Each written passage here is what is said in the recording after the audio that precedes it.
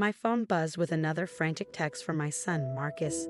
Mom, Grandma, and Grandpa are moving all our stuff to the basement. They won't listen to us. I stared at my phone in disbelief, my hands trembling as I stood in the middle of my office. I'm Elizabeth Morgan, 36, and this was supposed to be just another ordinary Tuesday at the law firm where I work as a senior paralegal. Instead, I was reading desperate messages from my children about my in-laws' latest power play. Your room is perfect for Lily. My mother-in-law's text arrived moments later, as if on cue. She needs the space more than Marcus and Sophia. They can share the basement. It's finished anyway, and they're old enough to understand. Lily, my brother-in-law's 8-year-old daughter, the golden grandchild who could do no wrong. The one my in-laws have been trying to accommodate ever since my brother-in-law, Mark, lost his job and moved back home with his daughter. I took a deep breath, my legal training kicking in. Stay calm. Document everything. Please stop moving my children's belongings, I typed back. We can discuss this when I get home. There's nothing to discuss, came the swift reply. We've already decided. The basement is perfectly fine for teenagers. My children were 14 and 12, and the basement had been strictly off limits to them since we moved in. Too dangerous, too damp, too many exposed pipes. Those were my in-laws' excuses whenever Marcus or Sophia wanted to use it as a play area. But now, suddenly, it was perfectly fine for them to live there. I glanced at the photo frame on my desk, my mom smiling back at me. She'd left me this house when she passed away 5 years ago, making me promise to always protect my children. My in-laws had moved in 2 years later when Robert, my husband, insisted they needed help with their medical bills. Just until they get back on their feet, he'd said. Now, they acted like they owned the place. Another text from Sophia. Mom, they're taking down all our posters. Grandma says they're too childish for Lily's taste. I grabbed my purse and car keys. I'm coming home, I messaged my kids. Just stay calm. Everything will be okay. The 20-minute drive home felt like hours. I kept thinking about the document locked in my office safe at work. The one my in-laws had no idea existed. The one that would change everything. When I pulled into the driveway, the scene that greeted me made my blood boil. Marcus and Sophia sat on the front steps, tears streaming down their faces. Through the open garage door, I could see their belongings piled haphazardly, books, clothes, gaming console, Sophia's art supplies, all thrown together without care. My mother-in-law, Helen, stood in the doorway, arms crossed, looking triumphant. Elizabeth, good you're home. We've made some changes for Lily's benefit. The children are being difficult about it. I walked past her without a word and went straight to my kids. Pack your bags, I said, loud enough for Helen to hear. Just the essentials for now. What? Helen's voice rose sharply. Where do you think you're taking them? I turned to face her, my voice steady. To a hotel, for now. Since you've decided my children don't deserve their own rooms anymore. Don't be dramatic, she scoffed. The basement is perfectly adequate. Besides, Lily needs. Lily needs? I cut her off. What about what my children need? Their stability? Their privacy? Their sense of security in their own home. This is for the best, my father-in-law, George, chimed in, appearing behind Helen. Lily's going through such a difficult time with her father's situation. She needs a proper space to thrive. I helped my kids gather their immediate necessities while my in-laws continued their justifications. Robert was still at work, conveniently absent as usual when his parents overstepped. He probably sighed with them anyway. He always did. Mom, Sophia whispered, clutching her backpack. Are we really leaving? I squeezed her shoulder. Just for a little while, sweetheart. Trust me. As we walked to the car, Helen called out, You're being ridiculous, Elizabeth. Think about what this will do to the family. I helped my kids into the car, then turned to face my in-laws one last time. Oh, I am thinking about family, I said calmly. I'm thinking about how you've forgotten whose house this really is. Their confident expressions faltered slightly. Good. Let them worry. What's that supposed to mean? George demanded. I smiled, starting the car. You'll find out soon enough. As we drove away, I could see them in the rearview mirror, huddled together on the porch, probably already planning how to spin this to Robert. They had no idea what was coming. No idea that tomorrow morning, my lawyer would be serving them with documents they never expected to see. Mom? Marcus's voice was small from the backseat. What's going to happen now? I caught his eye in the rearview mirror. Now, sweetheart, we're going to teach Grandma and Grandpa a very important lesson about respect and property ownership. The hotel I had booked was just 10 minutes away, close enough to school, far enough from the drama. As I watched my children settle into the room, my phone buzzed with messages from Robert, demanding to know what I was doing. I ignored them all. Tomorrow would bring enough confrontation for everyone. Tonight was about making sure my kids felt safe and protected. After all, that's what my mother would have wanted, and the house deed sitting in my office safe would ensure her wishes were finally respected. The next morning, I drove to work early, before my usual start time. I needed to retrieve something from my office safe, the document that would change everything. My mother's attorney had advised me to keep it secure, warning me that family situations could be unpredictable. How right she'd been. My phone had exploded with messages overnight. Robert had left 5 voicemails, each more demanding than the last. "You're overreacting," he insisted. "Come home, and we can work this out like adults." Helen and George had taken a different approach, sending guilt-tripping texts about family loyalty and how I was traumatizing poor Lily. They even gotten Mark involved, who messaged me about how his daughter needed stability during this difficult time. None of them mentioned my children's trauma. I pulled the deed from my safe, along with the other documents my lawyer had prepared.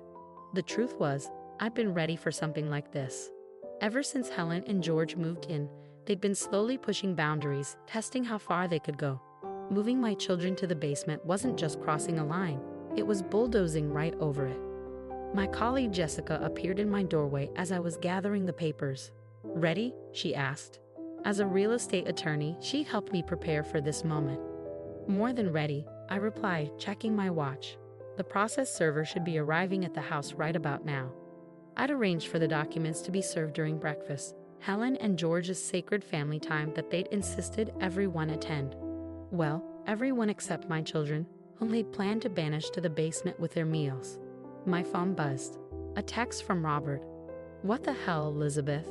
Why is there a process server at our door?" I didn't respond. Instead, I gathered my things and headed to the conference room, where we'd arranged to meet in an hour. Robert had received a separate notice to attend a family legal consultation at my firm. He had no idea I was behind it. The next hour crawled by. I kept checking my phone, watching the messages roll in. "Helen, this is outrageous. You can't do this." "George, we're family. How dare you treat us like this?" "Mark, my daughter needs a stable home. You're being selfish." Finally, Robert burst into the conference room, his face red with anger. "What is this?" he demanded, waving the legal papers. "An eviction notice? For my parents?" I sat calmly at the conference table, Jessica beside me. "Sit down, Robert. We need to talk about the house. Specifically, who owns it." "What are you talking about? We own it together." "No," I said firmly, sliding the deed across the table. "We don't. My mother left the house to me specifically. It was never joint property." Robert's face paled as he read the document. This can't be right." "It's perfectly correct," Jessica interjected professionally. "The house has always been in Elizabeth's name alone. Your parents have been living there as guests who have now overstayed their welcome and violated the rights of the legal owner's minor children." Robert sank into a chair, still staring at the papers. "But they're my parents," he whispered. "They need a place to stay. They need to respect boundaries," I corrected him. "They need to understand that they can't just take over my children's rooms and relegate them to the basement. They need to remember whose house they're living in. And Mark, Lily, where are they supposed to go?" "That's not my problem," I replied, though my heart ached for my niece. "Mark needs to step up and find his own place. He's been living off your parents' goodwill for too long, and they've been living off mine." Just then, my phone buzzed with a message from Marcus. "Mom, Grandma, and Grandpa are packing their things. They look really angry." Good. The process server had done their job. "The eviction notice gives them 30 days, I explained to Robert. "That's more than generous, considering they tried to force our children into the basement without any discussion." "You can't do this," he protested weakly. "Actually, she can," Jessica interrupted. And if your parents fail to comply with the eviction notice, we're prepared to take further legal action. Robert stared at me, really looking at me, perhaps for the first time in years. Why didn't you tell me about the deed? Would it have made a difference? I asked quietly. Would you have stood up to your parents when they decided to take over our children's rooms? Would you have protected Marcus and Sophia's rights to feel secure in their own home? His silence was answer enough. I love you, Robert, I continued, my voice softening slightly. But our children have to come first. Your parents have been pushing boundaries for 2 years, and you've let them. Yesterday, they went too far. He rubbed his face with his hands, suddenly looking tired. What do you want me to do? I want you to support this decision. I want you to help your parents and Mark find new places to live. Most importantly, I want you to understand that our children's well-being isn't negotiable. As Robert left the conference room, looking defeated, I felt a weight lift from my shoulders. The hard part wasn't over. There would be more drama, more guilt trips, more accusations of betrayal. But for the first time in 2 years, I felt in control of my own home again. My phone buzzed with another message, this time from Sophia. Grandma's crying and saying we're tearing the family apart. Are we bad people, Mom? I quickly typed back, no, sweetheart. Sometimes standing up for what's right feels wrong at first. But I promise you, we're doing the right thing. The next few weeks were a storm of emotions and accusations. Helen and George alternated between icy silence and dramatic outbursts, making the house feel like a battlefield. Mark had already found an apartment, taking Lily with him. Apparently, he'd been saving money but preferred living rent-free at his parents' expense, or rather, at my expense. One evening, as I helped Marcus and Sophia move back into their rooms, Helen appeared in the doorway, her arms crossed. I hope you're happy, she said bitterly. You've destroyed this family. I continued hanging Sophia's art back on her walls, refusing to take the bait. No, Helen, you destroyed this family when you decided my children were less important than your grandchild. We were trying to help everyone, she protested. Lily needed her father to step up and find his own place. I interrupted. Instead, you enabled his dependence and tried to sacrifice my children's well-being in the process. George appeared behind her, his face stern. We found a condo, he announced. We'll be out by the end of the week. Not that you've left us much choice. I'm glad to hear it, I replied calmly, smoothing Sophia's bedspread. I hope your new place helps you remember the importance of respecting boundaries. They left without another word, but I could hear Helen crying dramatically in the hallway. Once that sound would have filled me with guilt. Now, it just reinforced that I'd made the right decision. Robert had been staying at a hotel, claiming he needed space to think. He came by that weekend to talk, looking more humbled than I'd seen him in years. I spoke with Mark, he said, sitting at our kitchen table. He admitted he'd been taking advantage of the situation. He's actually making good money at his new job. He just didn't want to spend it on rent. And your parents enabled that behavior, I added, pouring us both coffee, just like they enabled his irresponsibility when we were first married. Robert nodded slowly. I see it now, how they always coddled him, made excuses for him. I was so used to it, I didn't realize how unfair it was to you and the kids. From upstairs came the sound of Marcus's laughter, real, genuine laughter I hadn't heard in weeks. He and Sophia were decorating their rooms, reclaiming their spaces. The sound seemed to affect Robert deeply. I failed them, he said quietly. I failed you too. Yes, I agreed, you did, but you can do better now. Starting with supporting this change instead of fighting it. He reached across the table, taking my hand. I want to come home, he said. I want to make this right. I squeezed his hand but kept my voice firm. You can come home, but things will be different. Our children come first, always. No more letting your parents overstep. No more enabling Mark's irresponsibility at our family's expense. I understand, he said, and for the first time, I believed him. The day Helen and George moved out, there were no tearful goodbyes, no dramatic scenes. They packed their car in silence, pointedly ignoring me as I supervised from the porch. But just before they left, Helen turned to me. You think you've won, she said, her voice cold.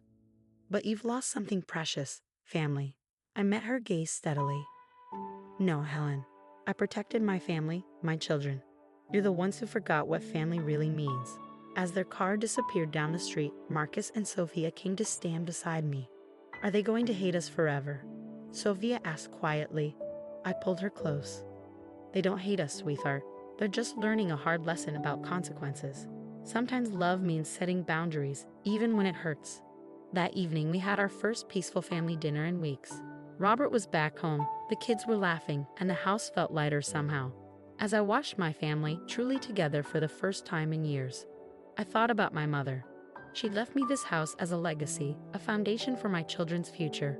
By standing firm, by refusing to let others diminish that legacy, I'd honored her memory and protected what mattered most. Mom, Marcus said suddenly, I'm proud of you for standing up to them. Tears pricked at my eyes. Thank you, sweetheart. I'm proud of you too, both of you, for being so strong through all of this. Robert reached over, squeezing my hand. We all are, he said softly. You did the right thing. Later that night, as I tucked Sophia into bed in her own room, not the basement, never the basement, she hugged me tight. I love you, Mom, she whispered. Thank you for fighting for us. As I closed her door, I caught sight of my reflection in the hallway mirror. I saw what Helen and George had missed, what Robert had finally recognized, not just a daughter-in-law or a wife, but a mother who would move heaven and earth to protect her children. Sometimes the greatest victory isn't in winning the battle, but in choosing which battles to fight. And sometimes protecting your family means standing up to the very people who should have been protecting it with you.